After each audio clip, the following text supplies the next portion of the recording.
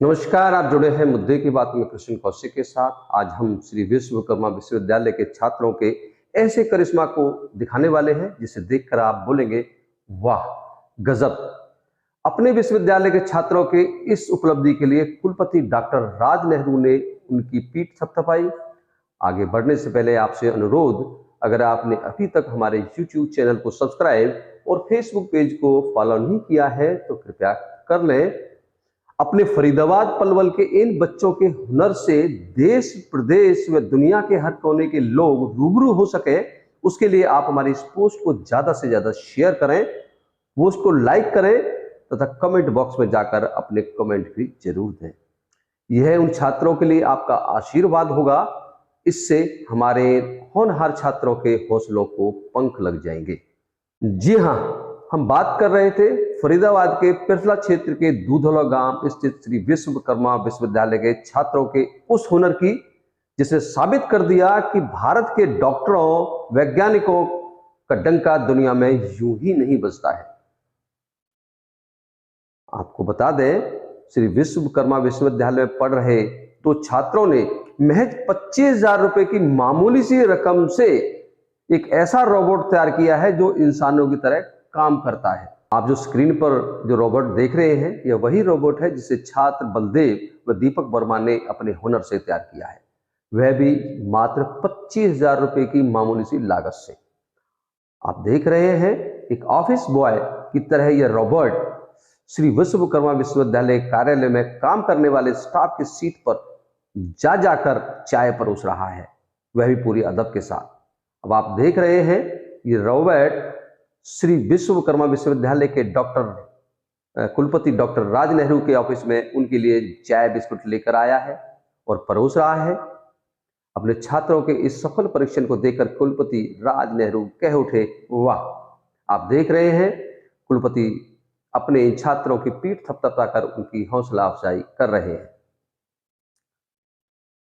अब आपको बताते हैं कि यह रोबोट क्या क्या कर सकता है। आगे आपको इन छात्रों से भी रूबरू कराएंगे और अपने छात्रों की उपलब्धि को लेकर कुलपति डॉक्टर राज नेहरू ने क्या कहा, वह भी आपको जरूर सुनवाएंगे। इस रोबोट को बनाने वाले छात्रों ने इस रोबोट का नाम रखा है रोबल। जैसा कि हमने आपको दिखाया कि रोबल एक ऑफिस बॉय की तरह ऑफिस की हर सीट पर चाय पानी पहुंचाने में सक्षम है, वह भी पूरे अदब के साथ में। ऑफिस बॉय की तरह फाइलों को एक स्थान से दूसरे स्थान पर ले जा सकता है यह रोबोट। रोबल 360 डिग्री पर तेजी से घूमने में सक्षम है। रोबल 6 किलो वजन को उठाकर अपने गंतव्य तक ले जाने में सक्षम है। यह रोबल आने वाले दिनों में श्री विश्वकर्मा कौशल विश्वविद्यालय की टोल फ्री नंबर पर आने वाली कॉल करने वाले लोगों को भी जवाब देगा। रास्ते में आने वाली छोटी मोटी अड़चन को से भी पार पाने में है रोबल सक्षम है। अब आपको सुनवाते हैं, इस रोबल नामक रोबोट को बनाने वाले छात्र बलदेव दीपक वर्मा ने इसे कैसे बनाया। सीनियर स्किल इंस्ट्रक्टर संसवीर डागर और इसके सफल परीक्षण को लेकर श्री विश्वकर्मा विश्वविद्यालय के कुलपति डॉक्टर राज नेहरू ने रोबल के सफल परीक्षण पर क्या कहा, आइए आपको सुनवाते हैं। मेरा नाम दीपक है। मैं बीवोक रोबोटिक्स एंड ऑटोमेशन का छात्र हूँ। 6 सेमेस्टर में पढ़ता हूँ और ये हमने एक रोबल नाम का रोबोट बनाया जो कि सेल्फ सर्विस रोबोट है। ये हमें कॉमर्शियल पर्पज से बनाया है, जो कि हमारी इंडस्ट्री में भी यूज़ कर सकते हैं। हम इसको मेडिकल में भी यूज़ कर सकते हैं एंड होटल वगैरह में भी यूज़ कर सकते हैं। जैसे हमें कोई भी सामान चाहिए तो हम इस रोबोट का यूज़ करके इसके ला सकते हैं। ये 6 केजी तक का वेट अफोर्ड कर सकता है और हमारा मोटिव ये है कि इसको भविष्य में फ्यूचर में एआई बेस्ड बनाना, ताकि हम इसको कोई भी कमांड दें ये ऑटोमेटिक उस चीज़ को सर्व करे और ले जाए।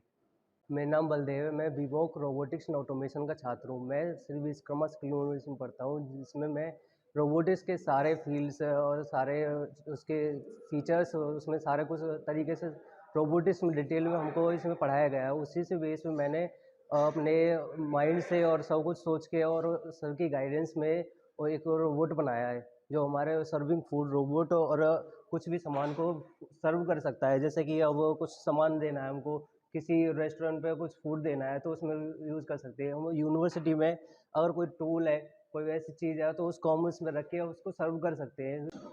बीवॉक रोबोटिक्स एंड ऑटोमेशन के स्टूडेंट्स ने मिलके एक रोबोट बनाया है जिसमें कि ये 6 केजी का पेलोड लेके जा सकता है। इसका मेन मोटिव था हमें, जब हमने इसको प्लान किया कि कोई इस तरीके का एक रोबोट बनाएं ताकि वो हम यूज़ कर पाएँ किसी भी हेल्प के लिए, चाहे वो हम टूल्स हों, हम एक लैब से दूसरी लैब में कुछ हमें टूल्स की रिक्वायरमेंट होती है, तो उस तरीके के पर्पज़ के लिए हम एक सेमी ऑटोमेटिक रोबोट बनाने की कोशिश की थी, जो कि आज ये कंप्लीट हो गया है। और बीवॉक रोबोटिक्स एंड ऑटोमेशन के स्टूडेंट्स ने ये काम ओजीटी के दौरान भी सीखा, क्योंकि हमारे यहाँ ऑन जॉब ट्रेनिंग की भी व्यवस्था है। तो उस दौरान बच्चे ऑन जॉब ट्रेनिंग में जो अपनी वायरिंग सीखते हैं, बहुत सारे कॉन्सेप्ट को सीखते हैं, उसी का यूज़ करके इन्होंने इसको तैयार किया है। मुझे बहुत खुशी हो रही है। मैंने जब आज अपने बच्चों को और उनकी टीचर्स को देखा कि उन्होंने एक मोबाइल रोबोट बनाया है, तो ये देख के मुझे बहुत अत्यंत हर्ष और प्रसन्नता हो रही है कि बच्चे इस प्रकार के स्किल्स को डेमोन्स्ट्रेट करते हैं। मेरी उनसे जब इंटरैक्शन हुई तो मुझे पता लगा कि उन्होंने एक मोबाइल रोबोट को कैसे डिज़ाइन करना है, उसके लिए किस प्रकार की कोडिंग को सीखना है और किस प्रकार के प्रोग्रामिंग को मोटर कंट्रोलर में जो आवश्यकता होती है प्रोग्रामिंग की मोटर कंट्रोल के लिए, वो प्रोग्रामिंग को सीखना।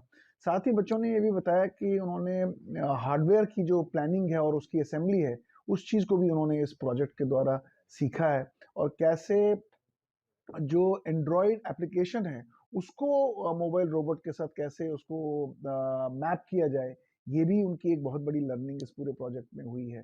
सबसे बड़ी चीज़ है होती है कि एक रोबोट को कितना लोड उठाना है, और उस लोड को उठाने के लिए उस पेलोड को समझना और उस पेलोड की असेसमेंट करना। बच्चों ने ये भी एक चीज़ सीखी है कि कैसे इस मोटर पैरामीटर्स को कैसे डिटरमाइन करना जिससे वो उस न्यूनतम या मैक्सिमम पेलोड को ये मोबाइल रोबोट उठा सके।